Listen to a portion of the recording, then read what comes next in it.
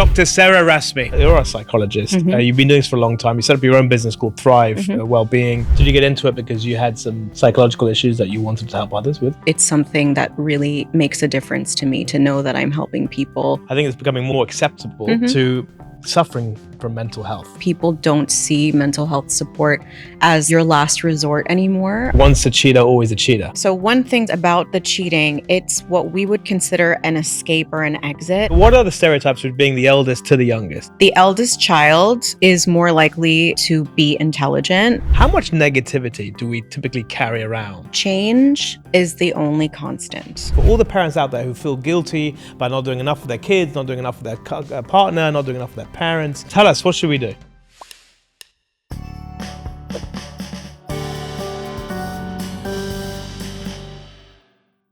Today's guest is Dr. Sarah Rasmi. Sarah is a licensed social psychologist and the founder of Thrive Wellbeing Center. Her work sits at the intersection of mental health, couple relationships, parenting, and culture. From identifying issues in marriages and how to overcome them, to providing insights into navigating complex family dynamics, Sarah tackles it all. Now, in all forms of therapy, she says the first step is usually the hardest. In this episode, we reveal the insights to help you get started as a person, as a couple, as a parent, and also as a family member. This is something that I've seen a lot in my work as well, that people will not want to be that burden, and so they will suffer in silence. We would talk about money at some point in time in the course, and my students would always ask, and they would often say the same line of, well, I would rather be crying under a bridge in a Ferrari than, I don't know, it's fine that. And as you were speaking and sharing some of the experiences of your clients, saying things like, well, they're able to sit still, it reminded me of what I was even told when I was younger about what ADHD looks like. If we close our eyes and imagine it, most of the time we imagine a little boy running around on top of things, climbing things, not able to sit still, people chasing after. Dr. Sarah, welcome to the hot seat. Thank you for having me. Oh, it's my pleasure. I'm feeling a little bit self-conscious already, but I went with the bright colors. What does this say about me? Huh? I'll tell you a little bit later. Okay, all right. So how are things with you? Things are good. Things are good. Have you noticed when people ask you, how are you, or how are things with you, people never actually say the truth? That's very, very true. And what I think is really important is to ask more than once and kind of make yourself open and receptive to hearing the actual truth and not keeping it at that surface level. Yeah, they kind of ask a question and then they've already got the next question lined up. They don't even wait for you to respond. Yeah. It's one of my biggest bugbears. Yes. I can't stand it. You're similar like that? Yes, it's just ticking a box. That's what it feels like. Yeah. So it's not really a moment for connection most of the time. It's just something that we cycle through as part of our social script. So. Speaking of cycling through, you've been through quite a few countries. You've lived in quite a few, was it 9 countries? Yes. You've actually lived in, not visited, lived in. Yes. And you're not that old. You're very young. So how has that happened? So we moved around quite a bit when I was young, and there are a few countries that we lived in that I don't even really remember. So your name, Rasmi, is Egyptian? Yes. Okay. I'm Egyptian, and I have also Greek and Turkish roots, like many people in Egypt do. Yeah. But I spent high school and university in Egypt. I did a short stint when I was a little girl. And then after that, I went back to Canada, and then I just continued doing what my parents did when I was younger, moving around until I got here. It's crazy. Well, welcome you back to the region, because you were here before, right? You've been here before. Talk to me about your mug. It looks wonderful. Look at that. There's a big giant heart pointing at me. Yes. I love it. So this mug was made by my daughter. It says Super Mom on it. Aww. I use it every single day, and it's important to me for a couple of reasons. One of them is that to me, it's like perfectly imperfect. And I think that that's something really beautiful. It's life. Like it's not the most pristine mug, but it's hers and it was for me, and that makes it perfect. And then also the size, I don't know how she knew, but she made it huge. Yep. And so the only thing I usually drink out of this is tea. And tea is not for caffeine, like all of the other things that I usually drink to get me going. It's for something warm, soothing, relaxing. Well, like what? What are we drinking out of? Typically? Many different things. I'll drink matcha tea, which does have caffeine, so maybe that's not totally accurate. I'll do the turmeric tea. I'll do echinacea tea. What's echinacea tea? It's a supplement. It's an immune booster. So Okay. yeah, Okay. I have that, especially when it's virus season. Okay, so you're into the sort of the alternative teas, not the old traditional black teas. No. You're not an English person. No. You've never lived in the UK. Have you lived in the UK? No. Yeah, if you lived in the UK, you'd be having black tea. Yeah. But you're right about the size. Size Yeah. matters when it comes to mugs. Yeah. 100% sure. Mhm. How would you feel about me taking your mug and putting it on my mantelpiece? Temporarily, that would be fine. It's very diplomatic of you. I like it. Yeah, you'd have to answer to the big boss. How old is your daughter? She's 10. She's 10. You have how many kids do you have in total? I have 2. You have 2 in total. Yeah. Are you close to them? Yeah. I mean, different forms of closeness at different ages. Okay. They're quite far apart in terms of their age. My son is 21, so the relationship is quite different. Plus, he's You don't look like boy. you have a 21-year-old son. Thank you. It's amazing. So if I was having a chat with your daughter, she said she's 10? How old is she? Mhm. Yes, she's 10. So if she's sitting in that chair and I ask her to tell me about her mum, what will she tell me about you? She's very sweet and polite, so she would probably say something like, she's the best mom ever. Yeah. Yeah. I like that. And what about your son? Would he say the same thing? I mean, he's 21, so probably not. Yeah, He would Mom, probably she's say, all right, yeah. exactly. At a maximum, I Yeah. think we might go more in the direction of, yeah, she's on my case a lot. Yeah. You're a psychologist. Mhm. You've been doing this for a long time. You set up your own business called Thrive Mhm. Wellbeing. It's doing very, very well. You started off by yourself, no help. Mhm. And a few years later, there's 35 clinicians. Yes, and, that's right. I did my research. And in your clinic, you have a lot of different sort of rooms Mhm. that you've named, which I love, by the way. Yeah. The first iteration, they were all beginning with C, Yes. right? And then you sort of said, you know what, it's a nice letter, but Yeah. there's other letters out there. So how many different types of rooms do you have? And what is it that you really try and accomplish at your clinic? Yeah. So I like symmetry. That's just something quirky about me. And so I managed. OCD? You have OCD? I mean, I wouldn't say I'm Yeah, you do. diagnosable, Yeah, you do. but I have some like traits or tendencies. So I was able in our last clinic to stick to the C, and then in this one we now have 16 rooms. So I had to branch out. But what I did as well is I really thought about the main clinicians that are utilizing each room, the type of therapy, what their passions are, and then naming it something that kind of represents that and the work they do in that space. It makes sense. But you in the clinic, you treat individuals, couples, family dynamics. Mhm. I mean, everybody. Everyone, everything. Kids? Kids, How young? as young as 2. I mean, usually when Really? you have really young kids, the main work that's done is with the parents, but Yeah. we do have experts that can work with very young children. And why is it that you do what you do? It's a difficult question because it's why did I get into psychology is a separate answer to why did I start Thrive. So why did I get into psychology? It happened by accident. I actually thought I was going to be a journalist. I was really into writing, and I self-published newspapers when I was a little girl. And then I ended up in a social psych class in uni.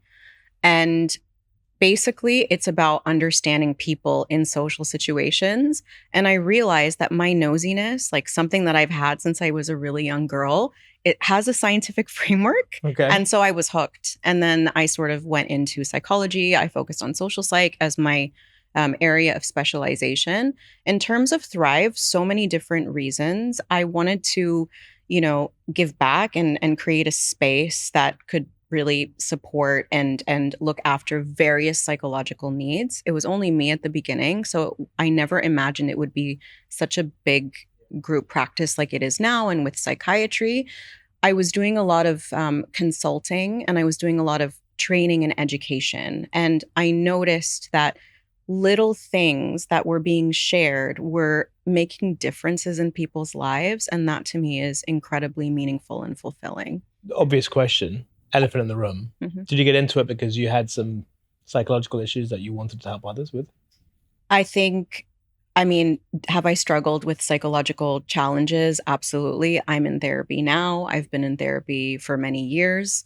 I think that I am someone that really introspects a lot. And that can be really useful for It's so good. It's so good. self-development Yeah, when it's you're so important. self-aware. But when that voice is a little bit critical, that can be difficult. And I don't think it's the reason I got into it, but it's something that really makes a difference to me to know that I'm helping people that have struggled with things similar to me as well as different. In my lifetime, I've seen a huge sort of swing in a positive sense around the stigma of going and doing therapy. Before, it was, especially in the Middle East, Yes. especially if you're a man. Yes, yes. Right? I mean, we're still not fully there yet, No. but have you seen a similar thing? Obviously, you've been in different parts of the world. Is there a cultural difference between how therapy is being perceived around the world? And also, have you seen a general consensus of it moving to be much more positively accepted by those cultures? Yes. I think the answer to all of those questions is yes. We are on the right track. I think that is the most important thing.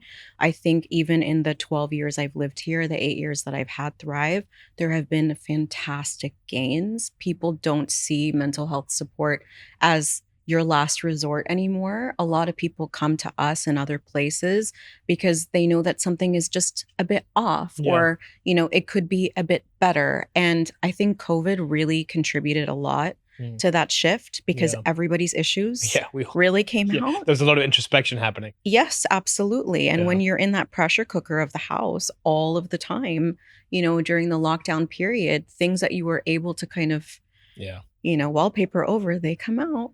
Yeah, those plasters they're not gonna hold forever. How was COVID for you? It seems ages ago. Yeah. It seems like 5 years, I it think. literally, it feels like another lifetime ago. But it was and we kind of brush over it now, but we literally thought the world was gonna come to an end at some point. Yeah. COVID was interesting. What happened is we moved into the second Thrive office July 2019. Our team expanded and I needed to open another office. So I opened another office in the same building February 2020.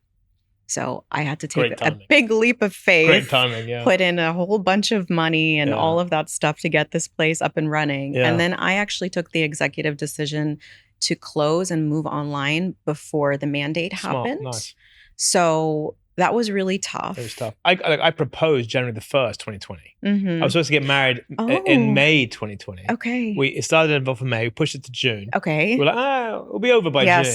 We pushed it to July. Okay. We're like, okay, let's just push it to August and that's it. It's done. Because at that point, we didn't know when it's ever going to end. So I hear you. It's just, but when people who's watching or listening and COVID, if I say the word COVID, it just evokes certain types of memories and then tend to be quite scarring and lasting, right? It takes us back to a relatively negative place. How much negativity do we typically carry around with ourselves every single day? I think I'm going to have to say it depends. And I know that you don't like those answers, but it's a psychological question. So she said off camera, psychologists are known for saying, well, it depends. There's always nuance. Okay, let's agree, okay? You can say it depends 3 times. But this one doesn't count because I said it before you told me fair. I had 3 I'll allow it. Motion passed. 3 depends. That's it. That's all you got. Okay. And one more on the subject. I need a safe word. So if there's a question you don't want to answer, what's your safe word? Matcha. Matcha. Okay, because we've had the conversation already, so I won't go into that. So please continue. So I think it depends on a lot of factors, and I hope that doesn't count because I'm just repeating it.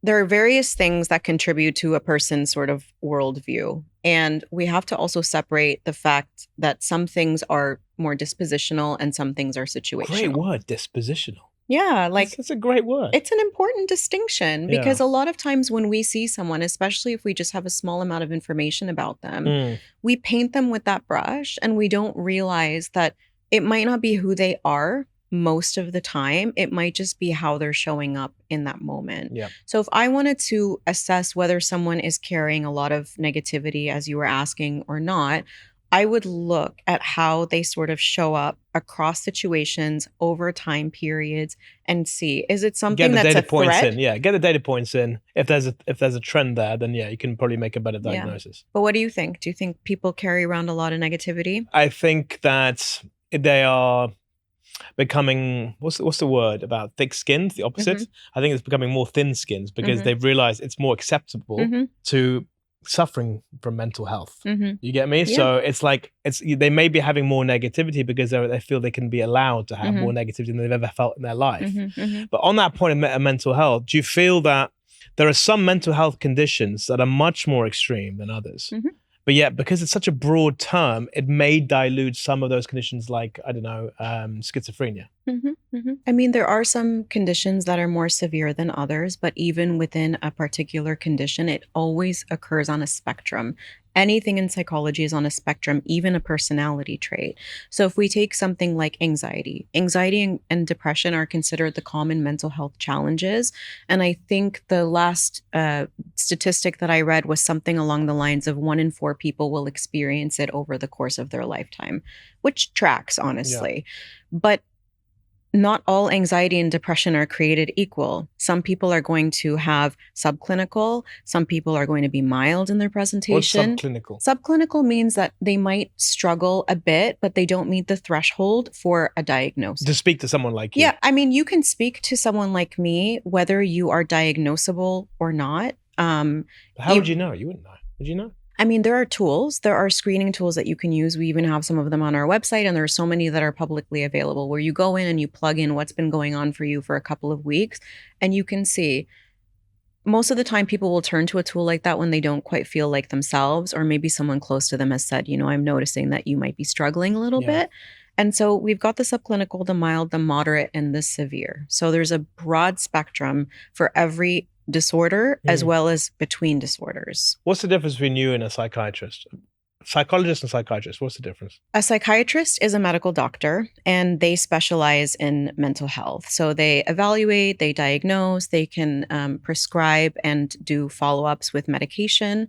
A psychologist, the term itself even is quite broad. I'm a social psychologist. I'm not a counseling or clinical psychologist. Yep. So my expertise is really in relationships, parent-child relationships, romantic relationships. My background is really in academia, research, publishing, teaching, etc. I've done some couples therapy training, but I think you were asking more about the counseling and the clinical psychologists. And so they're not medical doctors. They're master's or PhD holders that are trained in delivering psychotherapy. And a lot of times they work hand in hand with psychiatrists. So a psychiatrist might meet someone, diagnose them as having moderate anxiety, if we want to continue with that presenting problem, put them on a course of medication, and then refer them to a psychologist to really drill down into what's happening now, where does that come from, and what are some interventions that we can take to be able to change some of the things that are problematic for you. And what are the kind of trends that you're seeing when it comes to the family dynamics or even the relationship dynamics? Yeah. What's growing? What should we be aware of?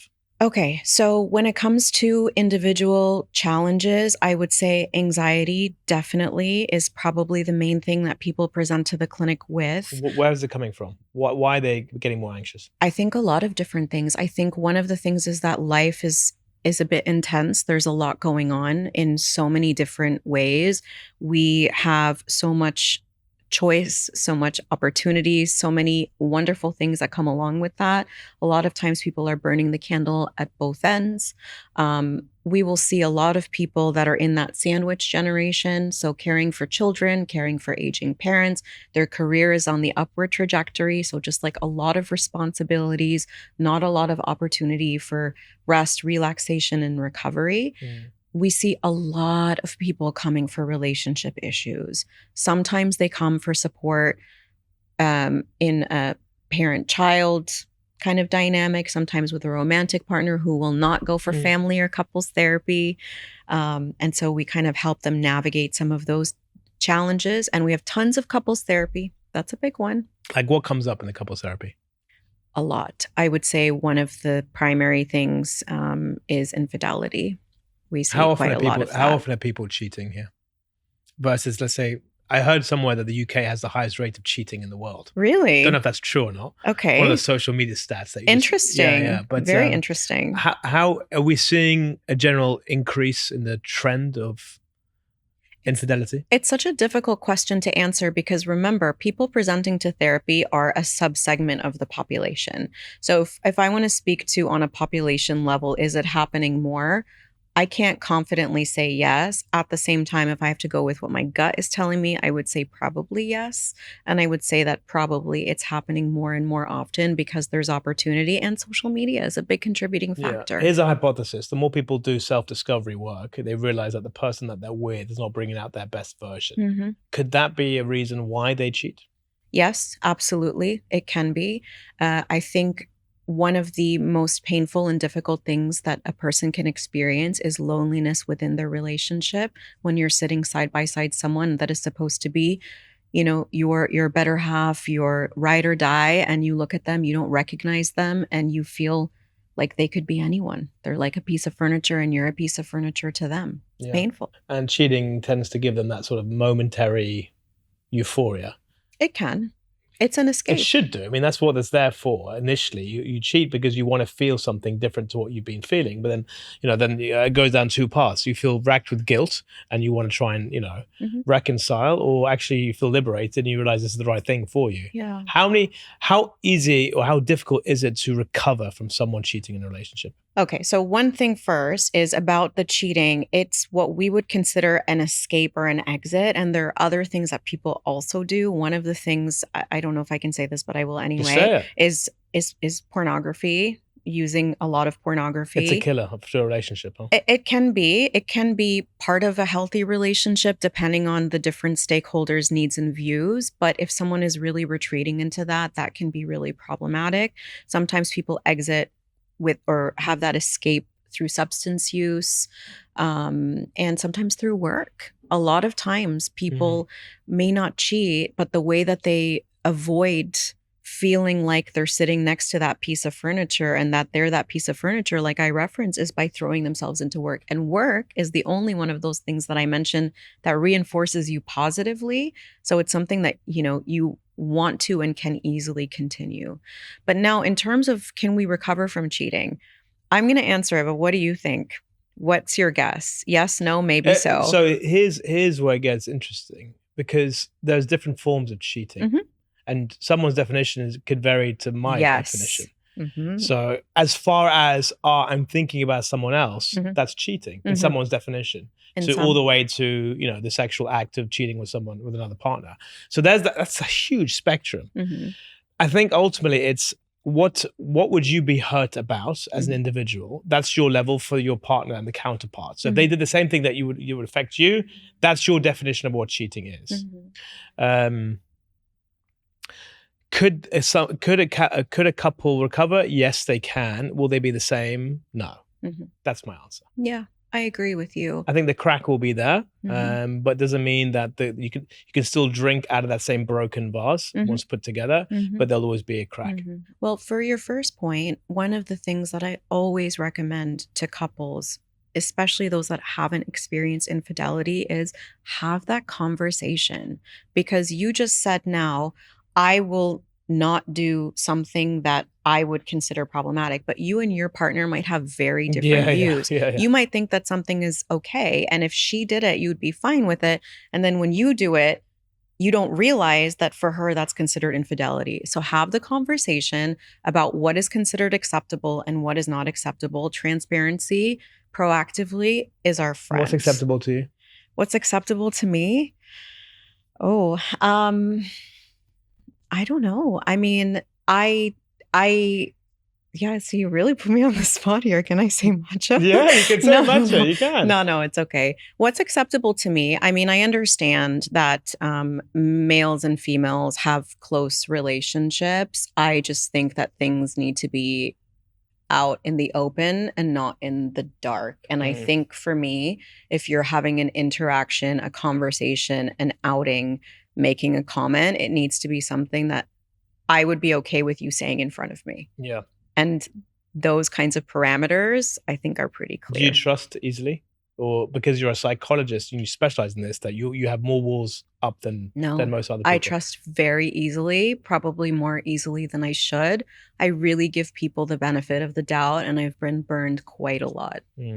What about in family dynamics? So we talked a lot about couples. What about in family dynamics where there can be betrayal, there can be favoritism, there can be competition between the siblings? Mhm. I mean, what are the trends that you're seeing, especially in this part of the world, that we should be aware of? So I think all of the things that you named are things that can occur. I think one of the things a lot of people have been talking about on social media and does have its kind of root in the literature and what we see in clinical practice is like the eldest daughter syndrome. Okay, so I don't know much about it. Go on, tell me. So I have a big sister, so I'm curious now. I'm the eldest daughter, so maybe also that's part of the reason I'm interested in it. You remind me of my big sister. There you go. Yeah. Marina, if you're watching, right here. So the eldest daughter syndrome, again, I'm not an expert in it, but basically what happens a lot of the time is that daughter takes on a lot of like parental responsibilities and has very high sort of expectations placed on them. They might be the one that's expected to care for the parents when they're aging. They might be a helping hand around the house when they're younger. A lot of times they find their worth in people pleasing. And so that's often why they come to therapy in the future. It's like they're burnt out from being the caregiver. They struggle to express their own needs. They minimize their own needs. And they really value what people close to them think of them. And sometimes they will, avoid or ignore the things that are important to them to come across favorably to others. So you've had a lot of expectation put on your shoulders by the sounds of it. Mm-hmm. How do you deal with it? I'm aware. I think insight and awareness are very important. And I think that, you need to figure out what makes sense for you. You need to put boundaries on the things that are important to you. And you need to let go a little bit of the weight of the expectations of other people and recognize that sometimes when someone is disappointed, it's more about them than it is about you. What about if you're, let's do a profiling based on family dynamics. You talked about the eldest daughter. Yeah. What about the youngest daughter? Anything to be aware of? You know what? I'm not going to say the word that you said I can only say 3 times. One of the things that I you're think saving it.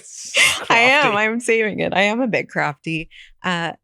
We have to consider how many kids there are as well. And what's the gender distribution. Let's go with this. Let's go with, because I can relate to this. Okay. 2 and 2. 2 and 2. Makes it nice and easy. Okay. So tell me, the eldest is a girl, then the second? Let's go 2 girls, 2 boys. 2 girls and 2 boys. Okay. And how big of an age gap is there between boy 4 and boy 3? Between boy 4 and boy 3. The youngest and the other one. Go with 4 years. Okay. And between the youngest boy and the oldest? 11 years. Okay. Is that you? That's me. Okay. Are you the baby in the family? I want you to analyze the hell out of me. Well, I mean, I don't know anything about your family. I'm the youngest. But I'm proud to be the youngest. If there's an 11-year age gap, I would imagine that your oldest sister probably played a pretty active role in looking after you. Big time. Her and my other sister, to be fair. Yeah. What's the age difference between them? There's like a year and a half, 2 years. Yeah. So they played an active role. That was their first taste of parenthood in a way. I'm guessing they weren't authority figures, but also they might have been like a middle ground for you if you want something from parents. And I used to get what I wanted. I was pretty good with my parents. I'm sure. I was pretty good with my parents. Yeah. I was always accused of being, because golden child. I could get away with not that, but getting away with stuff. So Luca could always get what he wanted because I was the youngest. Mm-hmm. So what are the stereotypes of being the eldest to the youngest, and the classic middle child? Because everyone always talks about the middle child syndrome as being, they're the ones that are most messed up. Yeah. For some reason or another. Is it true? Is there scientific evidence to suggest that? So as far as I know, in terms of scientific evidence, there's 2 things that have been documented, and they have to do with being the eldest child. Okay. The eldest child is more likely to be intelligent than the younger ones. Hello. I like that one. Hi, Mom, my dad. But you know what? If you think about it, it kind of makes sense because, you're a father? Yeah. I've got 2 boys. 2 boys. How old are they? 4 and 2. Okay. The 4-year-old got a different Luca than the 2-year-old, right? Some ways probably better and some ways probably worse. But one thing the 4-year-old got is undivided attention, right? Everything was a first, everything. Even if we look anecdotally at the older child's albums, they're like this big. And then, if you're in a big family, by the time you get to the 5th kid, it's like one picture that someone took that you just like happen to have hanging around. So they get a lot of that attention and devotion and the excitement is there, but they're also the practice kid, right? You don't know what you're doing. Guinea pig, right? They're the guinea They pig. are total guinea pigs. And then once you figure out, then you get a totally different kid, and then you have to start from. But I love the square image one. that you're building now in your Yeah. head. I love it. I can see you doing it. Yeah. It started with the t-shirt. Now it's going into the sort of the I'm still figuring out the t-shirt, We'll how come it back fits to it. We'll into come back to the it, yeah. equation. Are you ready to take charge of the show? Okay. Yeah? Yeah, let's do it. Bunch of questions written on golf balls. Okay. Did you play golf? No, but my dad's an avid golfer. Is he? What does he play off? What's his handicap? Do you know? I don't know, but he's pretty good. He's good. It's single digit That's or amazing. That's amazing. low double. Hi, everyone. I really hope you're enjoying the episode so far. Thank you so much for watching and listening. Throughout my career, I've met a lot of people that have anxiety when it comes to public speaking. If you're someone that has that anxiety or nervousness and has always wanted to be more confident in public speaking, but you're also not sure where to go or how to start, the good news is I might be able to help. I have 20 years experience working in corporate communication. I'm a former regional CEO, and I've helped to win over 80 different clients through new business pitches. With so many online trainings based on theory, I wanted to share what's helped me in the business world. I've launched my own training program called Master Pitch. The 7-module course covers everything you need to know, whether it's learning how to really understand the audience, how to deliver real impact, or how to effectively storytell. I've got it covered. With practical tips and real examples, you can immediately start turning that anxiety into confidence. Also, in a world of AI, there's never been a more important time to invest in your personal brand and in developing your public speaking. For more information, go to lucaallam.com or drop me an email at info@lucaallam.com. Right, let's get back to the episode. Take the bag. In it, there are 6 questions. One at a time, Sarah, one at a time. Do I get to say it depends on one of these? You have three. You have 3, but No, I won't. But I would urge you, for the sake of the audience, Okay. like I've said many times, if conversations stay up here, no one gets any juice. There's no information. It's all blah blah. So please. Yeah. So just Be as real, long as man. everyone knows there's always nuance and this is generalizations. Caveated, but My be, disclaimer. Yes, you have to do it, but be as honest as you can, please. Okay. Can new parenting styles overwrite ingrained cultural, generational, and family approaches? Yes. Next Can I question. say more? No, I'm joking. So why are you so confident with that? Because we were taught, we were raised in a certain way, right? They were raised in a certain way. Why can we break it while no other generation before us could break it? Awareness. And things are different now. They didn't have awareness 30 years ago? They didn't have information bombarding them 30 years ago. And that information is what? What is that information? Are we talking social media? Social media. Should we believe everything we on social media? No, absolutely not. I didn't say the information quality is good. Okay. I just said there's an abundance of information. Yeah. If you want to find good information, you can find it out there. But I think this is one of the things that's really difficult for our generation. It's that we are trying to parent in a way that's different to how we were parented. How were you parented? Well, I think my parents were they were generally supportive. They were a bit firm. They had very high expectations for me. I'm the eldest daughter. As I said before, I have one brother. He's 4 years younger. I think his gender and the age gap and us living in Egypt during some formative years made it easier for him to, get to do certain things than for me. But yeah, they weren't overly strict. They were pretty open-minded and understanding, but they were funny about certain things. Should you ever hit your kid? No. But I will say it depends. So that's number 1.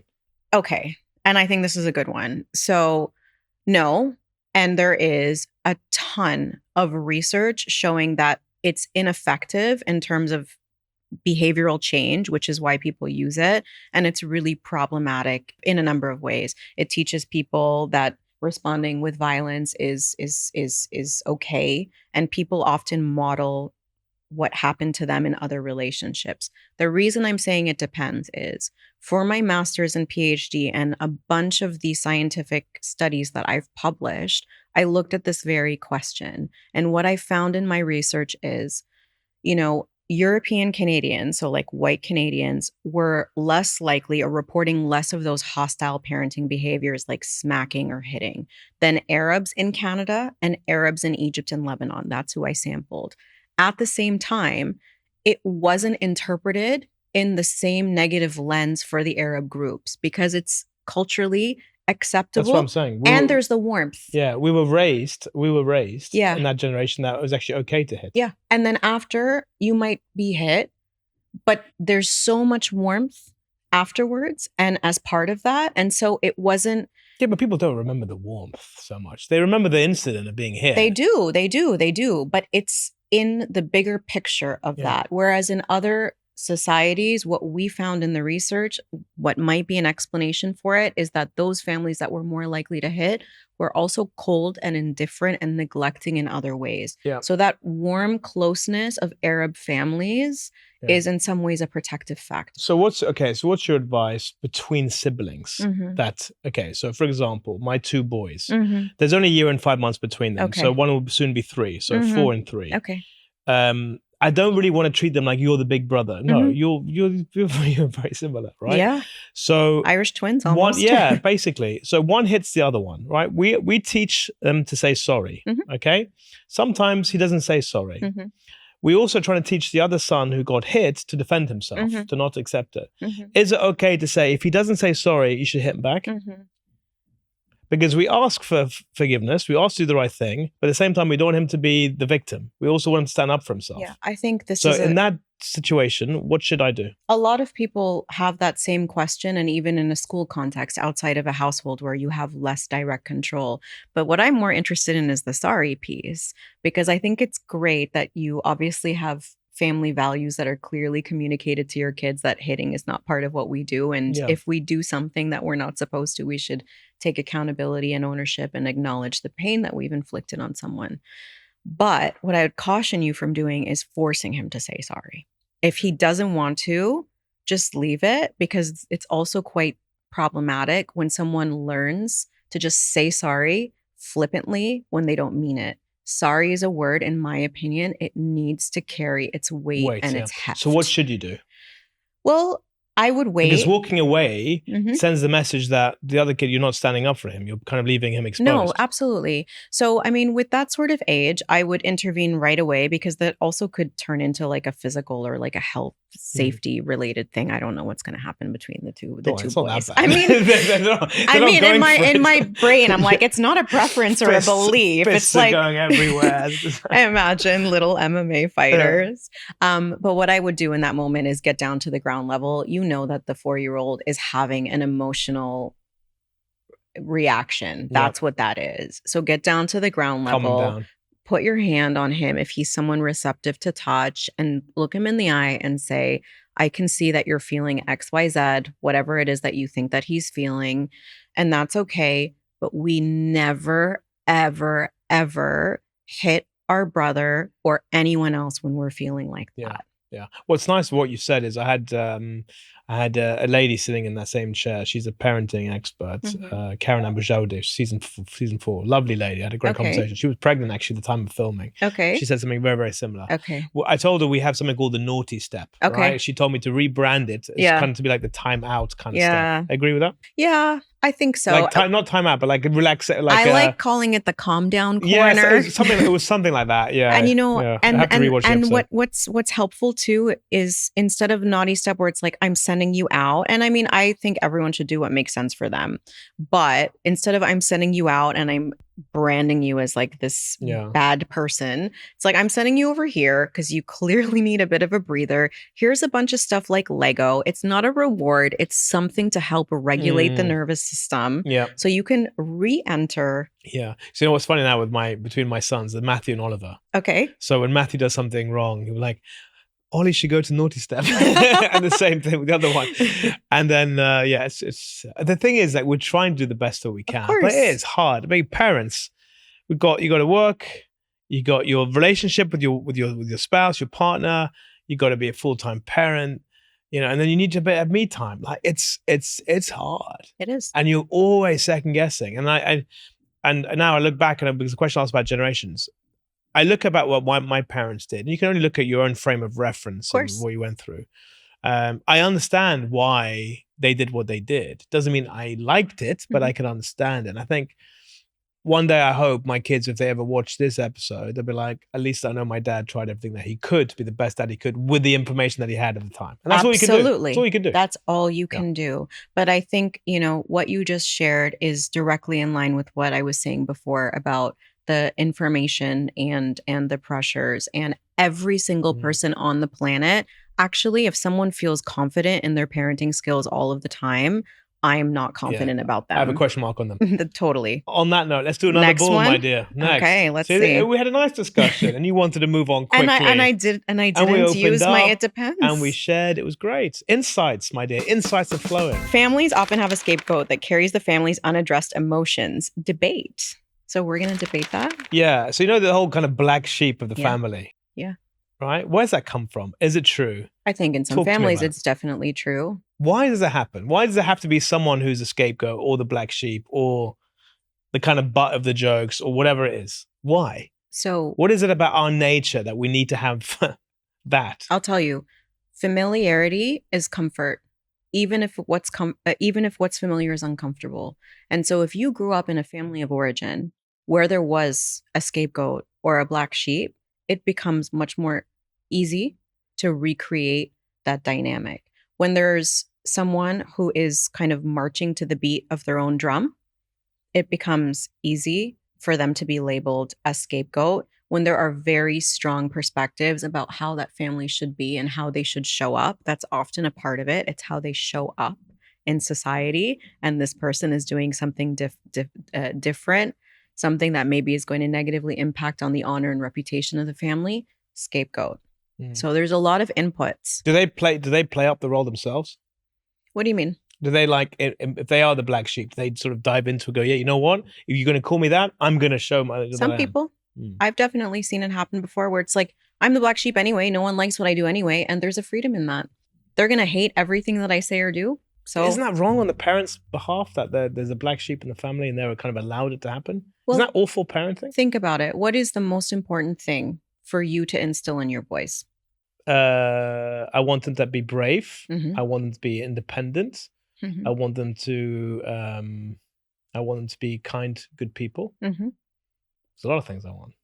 That's in them. What about in your relationship? I want them to be open and trusting. Yeah, and a safe place. Yeah, I mean that's it. Goes without saying. Goes without saying. So if there is someone who is a black sheep across situations, again, it's this whole thing where it's not just once, because all of us can be on the outs sometimes.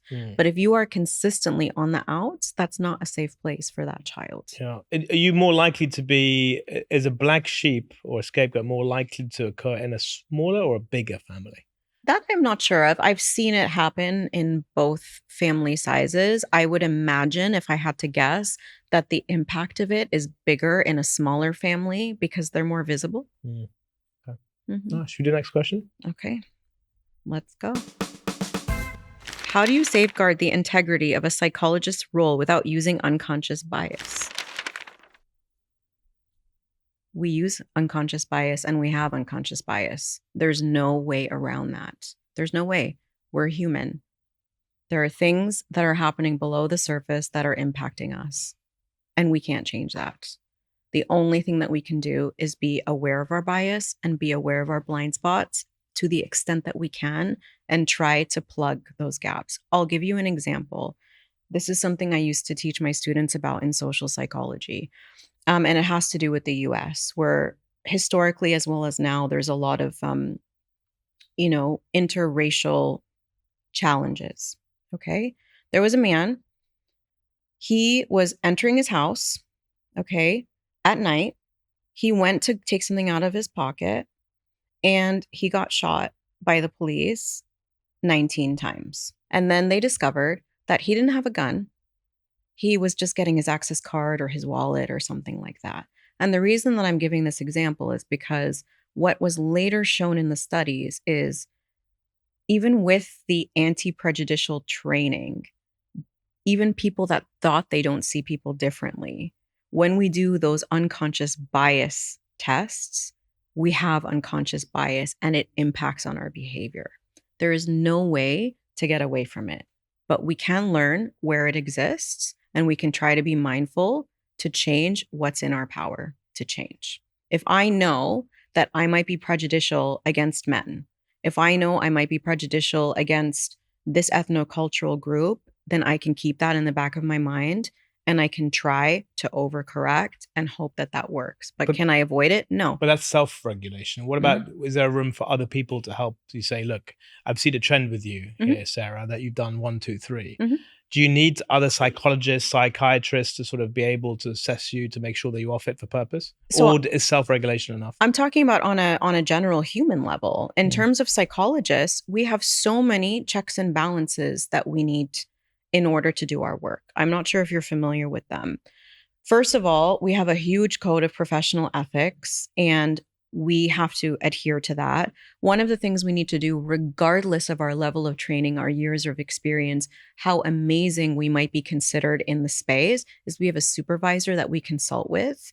We have to constantly check in with ourselves to see, how am I feeling? Am I compromised? You know what's really tough is when you're a psychologist, a couples therapist, for example, and you're sitting with couples and they're experiencing something that's really close to your own heart. It's my job to know that that's going to hit a nerve. That's exactly why I came up with this question. Yeah. It's because you're going to be in a situation where it's going to echo so closely, scarily close to what you're going through. It is impossible to not have an unconscious bias that may impact the feedback, the information, the approach that you take to that couple or their family dynamic. But it's our job to be aware of it and to know. So are there going to be unconscious things? There might be, but if it's impacting our work, we should be able to see it. We're trained to be able to see it. We're expected to sit with it, and we're expected to make judgment calls. I'll tell you something. There are phases, including recently, where I took the decision to stop seeing people because I felt that I have so much going on. You compromised. And I don't want to get to the point that I'm compromised. It's like, I don't think I can do my best work right now. Yeah. So I'm just going to give myself a break. Which is amazing. Has there been a situation though where you've had the sessions with people and then you've only realized later, you know what, actually looking back, what I said, I was compromised? No, I haven't had that. But, relating to the bias piece, are there certain situations and times where you might feel a closer connection or understanding of it because it's related to something personal or, something relating to someone close to you? Yes. But I think that I notice when that happens because we're supposed to. Yeah. I mean, what goes on in your life right now, whatever you're going through, it's typically transitional. It doesn't stay for that long a period. You go into an argument with your partner, your kids are playing up, they're a certain age, at some point it will be over. That life experience that you're getting is invaluable. Are you going to be a better psychologist in 10 years' time than you are now? I would hope so. I hope I'm a better everything in 10 years' time. But will you not be also carrying more unconscious bias as a result of it at the same time? Do you see what I mean? I do. So it's like kind of like chicken and egg. Well, it's like I'll have more life experience and I'll have more knowledge. And with knowledge, comes improvement. And with knowledge also might come bias, and people, we know with age tend to become a little bit less open, a little bit more conservative as they age. So maybe that's going to happen and it's going to infiltrate its way into my work. But what I'm confident about is whatever happens, I will always stay ethically minded and checking, and I will always err on the side of I might be, so I'll stop. Have you got to a point in cases, patients, clients, do you call them clients or patients? Clients. The clients that you've worked with, that you just get really frustrated that you can't seem to make the breakthrough that you want to? I mean, it's not frustrated ever. Because you can only do so much. No, I can't do. I tell them all the time. Yeah, I can't do anything. It's on you. Yeah. So it's like, but you're they're still coming to you to try and help, right? Yeah. But they got to help themselves. Don't you get frustrated that you're giving them the opportunity and they're just not walking through that door? Yeah. Does that annoy you a little bit? Like, you're just like, come on, man. Like, come on. Get over yourself. You know what I tell people? Because people have this idea that I'm going to somehow fix everything, wave a magic wand, tell them a couple of things, and like their relationship is going to be perfect or amazing. And I tell them from the beginning, that's not going to happen. And actually, I don't have a lot of influence over your relationship. I translate and I can share strategies and all of that kind of thing. But It's your commitment, your motivation, and your compliance. And from day one, I tell them, if you, number one, don't like me, because therapeutic alliance is the biggest predictor of success. So I tell them, if something I said rubbed you the wrong way, if I remind you of like a great aunt that you hated, if you just don't like the way that I come across, please find someone else. Because if you don't like me and if you don't think we're going to click, I will never be able to help. But I'm never going to be the one to solve your problems. You have to be committed, motivated, and compliant. This takes a lot of time. This takes a lot of energy. This takes a lot of money. So you better be ready to get started. Mm-hmm. Love it. Yeah. And usually they are. And sometimes we hit speed bumps. Do you charge a lot? I mean, it's relative, right? It depends. I didn't That's say another it word of depends. saying it's relative. Come on. You didn't say in the T's and C's. Look. I'm not. There is some intellect. I know I am the fourth of the siblings. There is still some intellect. I know what you're doing. Let's do another ball. Okay. All right. In couples therapy, how and when do you know the marriage has run its course?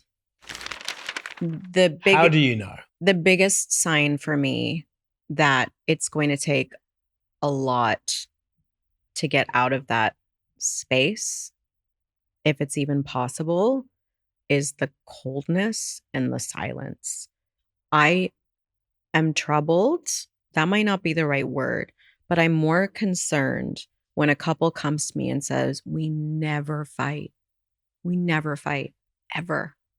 Then when they come in and sometimes fight in front of me and are very explosive and hostile. I'm not talking about abuse or anything like that. This all comes just out. Intense. You know why?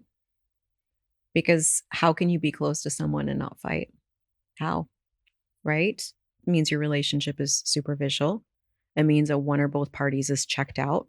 And checking out of a marriage takes a long time. So how do you know? So is the final sign the quiet? It is. It's not always, but often. When I see couples that are very quiet, they don't care. They're checked out. You can't get it back? You can get anything back. And you know, before when you're asking about infidelity and you said, what I always say, and this is from, I think, the Gottmans and Esther Perel and various the other. Gottman method. Yeah. I'm familiar. I've done my research. Yeah, me too. I hope so. I don't actually remember if it was Esther Perel and the Gottmans, but anyway, that's beside the point. It's not about fixing that marriage. It's about starting a new marriage with new rules. The marriage will never be the same again.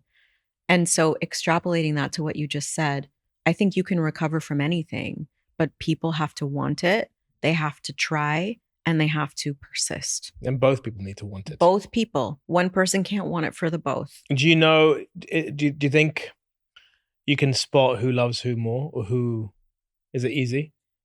Or is there still, like, when you're seeing a dynamic, you see so many different couples, you just know who's like the victim and who's actually or is it too simplistic to kind of give them labels? I don't think anyone is the victim or the perpetrator in every situation, unless it's an abuse situation. Here's the question. If someone cheats, could it ever be the fault of the person that was cheated on? No, the person who cheats is the person who broke the trust in that relationship. But you never ask why they cheated. No, of course we have to. So could the reason that they cheated, it can never be the fault of the other person? Is there ever a situation? Fault is a strong word. Okay, so let me rephrase. Is there ever a situation where the person who's cheating shouldn't be at blame? People cheat not to hurt other people usually. They're cheating to escape from something. Is it the right thing to do? It's not the right thing to do. Okay? But there are elements in the dynamic that maybe contributed to that happening. And I did a couples therapy training. That's a yes. It is a yes. It is a yes. And it's my job. It's my Yeah. job. I have to find out what was happening in the relationship. What was it? I will never condone that you should have done that, and that's okay. It's not about justifying or rationalizing it, but it's about understanding the relationship had issues. How can we fix those cracks? Yeah. Once we repair what happened in terms of the cheating. But do you believe it can be repaired? You sitting there looking at these two people, quiet or going at it, whatever the case is, don't you sit there and go, yeah, this is done? I've seen it. But you must think this is done. No. You carry on, you do more sessions with them, but in your back of your mind, you're like, not because these of guys cheating. haven't got a chance. Look, we're talking Not openly. because of cheating. I'm telling you, and not because of cheating. Have I looked at some couples and thought, I'm not sure how effective this is going to be. Absolutely. But it's never because they came into my room because of infidelity. It's because one or both people are not willing to put in the work or be transparent. Have you ever watched the series Friends? I'm sure you have. Yeah. Okay, who's your favorite character in Friends? Oh, tell me a lot about you, by the way. Monica. Okay, I like Monica. It's a good answer. So there was a scene in I think when Ross obviously had that not a break thing, right? And Rachel and him get back together, and she says something like, "Once a cheater, always a cheater." Yeah. Is that the case? Is that true? No. Once a cheater, always a cheater, or can a cheater reform and actually become a straight shooter? Definitely, it's not true. I think a lot of times, if someone does, they will do it again.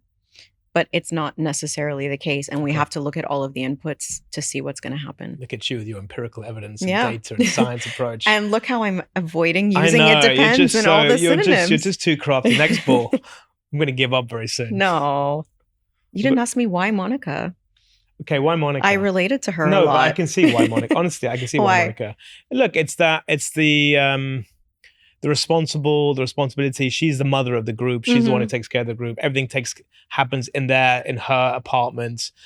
Phoebe once lived with her. Rachel lived with her. They all lived with her at some point, right? Yeah. And she was taking care of them. She was always the hostess. Yeah. That's you. You're the mother hen. And the tidy, the stress cleaning. OCD. I wasn't going to go there, but yeah, okay. Do you know who I love the most? Is my favorite character? Tell me. Go for it. Who do you think my favorite character is?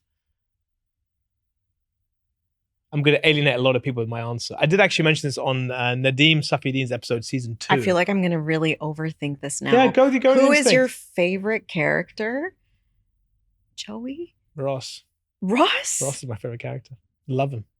I love his variety. It's the paleontology? No, nothing to do with that. But he's got the variety of his character. He can go slapstick comedy. He can go super serious. He can go romantic. Very true. And he has the best scenes. He has the best scenes. So, but he's polarizing. Yeah, I know. And I think when I grew up, Ross was the least popular person when I was young. Yeah. But every season, I've watched it a few times. Yeah. Every time I watch it, I just appreciate the character. Yeah. And you know who else who I used to hate? Now who I really love? Phoebe. Really? Yeah, I appreciate her. There was very sadly, I know we're way off topic, but there was a poor guy, obviously with Matthew Perry, who passed away. Yeah. He was saying that one of the funniest people he ever met was Lisa Kudrow because of her comedic timing. The only female he found funny was Lisa Kudrow. Mm-hmm. And when I listened to him, I was like, I didn't understand that. And then I've rewatched Friends since. Yeah. Forget season 1. Season 1 is a write-off for Phoebe. Yeah. But season 2 onwards, brilliant. But isn't that the best thing about these types of shows? And it just shows you were asking about development and change over time. Yeah. You look at it through different lens and you get different things out of it. That's why Friends is so good. It is. Because we can all relate to some character and see the evolution. Totally. Right, next ball. All right. Thank you for asking me why Monica. Is the disparity between how Arabs and Westerns raise their families growing or shrinking? Shrinking. Why? So the way we raise kids in the Middle East and the way they raise kids, let's say in the US, but go in Canada because you know it, that gap is shrinking. It is. It's becoming very similar. Mm-hmm. The world is becoming smaller, right?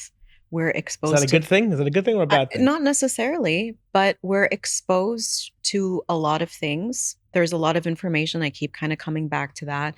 But what I'm noticing is that there is a reduction in the disparity in this generation compared to previous generations. And I expect it will probably continue in that way. Who were getting it right? Who was getting it more right before?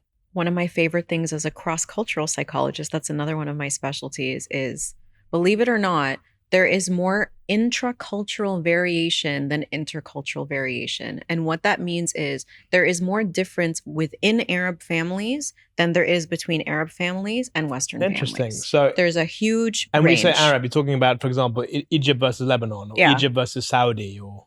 Even though, there's like some technicalities and people don't always want to be, consider themselves as part of that umbrella. Give me the stereotype around how the Arab family or the Arab parents raise their kids of, let's say, 20 years ago versus today. Okay. I want to understand how you've seen that shift. Okay. So one of my big things that I studied is conflict in families and identity conflict. And I would say that when it comes to Arab families here in the region or abroad, one of the main things that plays a role in family rules and expectations is honor and reputation. We are what is considered in our literature an honor-based culture. And that's why we have, and my accent isn't very good, but this word aib, you know what I mean? Like, it's wrong. You can't do that. It's shameful. There's no even English word. It's respect. It comes down to respect, right? It comes down to, this is not the right thing. This is the wrong thing, the shameful thing, the bad thing to do. Our honor and our reputation is critical, and not just of the person. The person reflects on everyone else. Image. So that translates into a lot of expectations. And through the research that I did, what we found is the expectations can differ depending on whether it's a girl or a boy. So for girls, parents are often a bit more strict about social expectations. So they're less likely to support cross-gender relationships, even if they're platonic relationships. Even in my family, you're asking how I was raised, I was never allowed to sleep over at anybody's house. Whereas for my brother, that would be something that's considered okay. But then the opposite for boys, where the expectations are really strong is in terms of academics and career. So especially 20 years ago, you had three choices. You have to be a doctor, right? You have to be a lawyer or an engineer. That's pretty much those. And everyone in my family is one of those things. So go. I got to do psychology because I'm a female. Yeah. I don't know that I would have been able to do it if I wasn't. But the fact that I went through psychology, bachelor's, master's, PhD, I feel like that ticks some boxes. But you know what's happened now? I Your family's like, oh, my daughter, doctora. she's a doctor. So you got there in the end anyway. So those are some of the expectations, and they're tied to family value and family honor, whether we like it or not. That's just like historically. So is that still true of 2025? Not in the same way. Okay. Not in the same way. We're seeing so much more flexibility. So much more flexibility. People are more open. They're more receptive. There are different ways of living. We're filming this in Dubai. Dubai is like a multicultural place where different people are coming with different experiences. But it's not representative of the Middle East. It's totally not. Not at all. Yeah. Dubai is not even representative of the UAE. Of the world, actually. There's not. Can you name another city on the planet that's doing what the UAE is doing? No. 200 nationalities based here, living in perfect peace, harmony, and safety. I spent years living in Toronto, which also has a similar profile in terms of multiculturalism, but that second part you mentioned is not there. Yeah. So there is no place like here. And what I think is amazing about here is people come here, no matter what your story is. We spoke about it, living in 9 countries, mixed. I don't even know how to answer where are you from. I know you and your siblings were born on different continents and all of that. And both of us are here more than 10 years. Why? Because it's the only place that feels like right, and where you meet other people like you and you're not the weirdo, right? And the culture is receptive. I've said that a few times. So Dubai, no one belongs in Dubai, yet everyone belongs in Dubai. Exactly. It's not eyebrow raising. And the country knows that most of the people are coming in and they're bringing so much in terms of knowledge, experience, expertise. And there's so many opportunities for us. This episode is brought to you by Dubai Tourism. I can't help it. Next ball. I'm with you, man. I'm with you. Oh my God, I love page. it. All right. Is there a correct ranking prioritization? Yourself, your partner, your child, or your parent? What phase of life? Okay, I'll just go with it. Yeah, tell me. You were going to say something. No. So this is a question that comes up a lot, right? Where how should you prioritize? If you're a parent, how should you prioritize your time, your energy, your efforts, yourself, your partner, your kids, your parents, especially when you're growing up in the Arab world where you feel like a huge debt to your parents because they did this and they did that for you. So how would you rank them in terms of prioritization? Where should we, ideally, as a consensus, put the priority? Rank 1 to 5. Every day is a different rank, though. Okay. Pick today's rank. Today's rank, I will go with myself. Okay. Which will be interpreted as I'm very selfish. because that's what No. people think, especially when it's a woman. No, I don't think so. I think there's now a growing, if not completely grown, acceptance that you need to prioritize yourself. Yes. If you're not your best self, how can you be good for anyone else? Exactly. But the cultural expectation is that if you're a woman and you're a mother, you should be selfless. So this mother. is your Egyptian hat you're wearing. Yeah. Oh, I see. Well, I think it's global too. Is it still? I think so. 2025. I think so. I think people sometimes feel embarrassed and even ashamed to say that they don't enjoy every minute of motherhood, and that they struggle or are having a difficult day. But I said myself, because of what you just said, if I'm not stable and sturdy, I can't be anything to anyone else. I also care about myself, and I think I deserve to live a good and meaningful life. Number 2, who should come second? It depends on the age of the child. It depends. Yeah, so let's remove yourself from this now. Yeah. Right, let's do this from what is best practice, right? You've got 1 hour of the day, 2 hours a day. How are you going to divide that time? Dividing the time. Yeah, so it's like a pie chart thing. So where's the priority? What is the right answer? So for all the parents out there who feel guilty by not doing enough for their kids, not doing enough for their partner, not doing enough for their parents, for themselves, tell us, what should we do? Okay. Well, if you're watching this and you have a young family, if you spend more than 30 minutes a week with your partner, you're already doing more than most, which is crazy. I would spend out of 2 hours, maybe 45 minutes with my partner. Okay, so the individual comes first and then the partner comes second? Myself, my child, my partner, and my parents. That's my order. That's your order. Is there a right answer? No.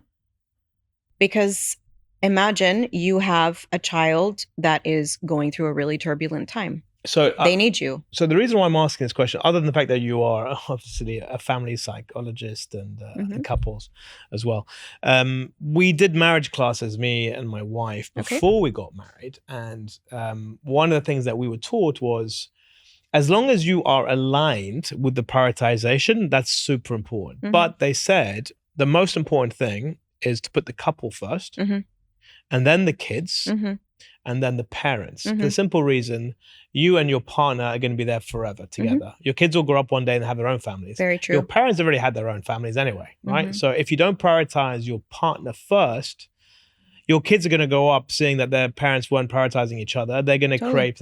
So would you agree with that assessment? I think it's true. And because I think individual's not in that, but I think there's another element of it as well. The partner that I'm not sure how long you've been with your wife, but who you were when you got to know her and who you were when you got engaged and got married and who you are now versus when you had each of your boys, it's different. We evolve and we change and we grow.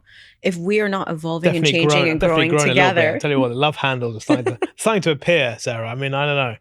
Got to work out harder. The 40s are tough. They are really tough. They are really tough. But you need to, keep knowing that person and updating your love map. That's what the Gottmans say. Your love map. Your love map, your knowledge and your understanding. When you're with someone for a long time, you are going off of assumptions, and most of the time it's right. Sometimes it's wrong. So we have to stay up to date on who our partner is so we can hopefully grow in a way that by the time the kids are out of the house, we still love and enjoy each other. There's still something there. Yeah. So I definitely agree with that. I think it's really important, but not at the expense of the children. It's prioritization again. It's not about replacing one for the other. No. And it's just like that whole work-life balance thing. I always say it doesn't exist, and it's just a recalibration. Today, I needed to fill the cup of my partner. Tomorrow, I need to fill the cup of my child. Today, I need to fill the cup of me. And that's okay. Yeah. Every day, you take stock and you do what you need to do. I'm going to fill your cup when I take it later on my mantelpiece. I'm going to send my 10-year-olds to retrieve. And your son. I think I'm done. You're sitting in the big gun. No, that's 6? Yeah. Was it really? I guess, yeah. No way. Yeah. That time flew. Yeah, it did. I still have a something sneaky for you. Okay. I have a blank ball. Okay. Oh, God. Based on your experience, everything that you've been through, the couples therapies that you've done, the family therapies, the individuals, living in 9 countries, racking up hours and hours and hours worth of experience across certain subject matter and making you a subject matter expert. What is that one insight that you think the audience needs to be aware of? Okay. And I'm going to give you this ball because it's just a metaphor. Thank you. Just to hold. So give us that overarching insight based on everything that you've experienced, been through, seen. I want to share. I will go with change is the only constant. And what I mean by that is nothing is permanent. Okay. So when we're going through a difficult time, there can be some comfort in knowing that this too shall pass, but also ourselves. If we adopt kind of a growth mindset to things and know that we can always evolve, learn, and develop, that I think is the key to a rich, a meaningful, and a purposeful life. And on that note, it's been a great conversation. Thank you for coming on board. Yeah. I wish you all the very best.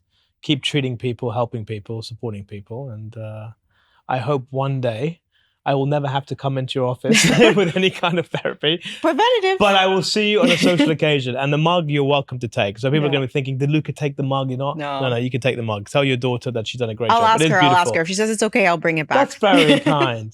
And on that note, thank you very Thank much. you. See you soon. And guys, if you like this episode, drop a like, drop a comment, please. Share it. Tell everyone you know. And I'll see you very soon on Luca's Inside Track.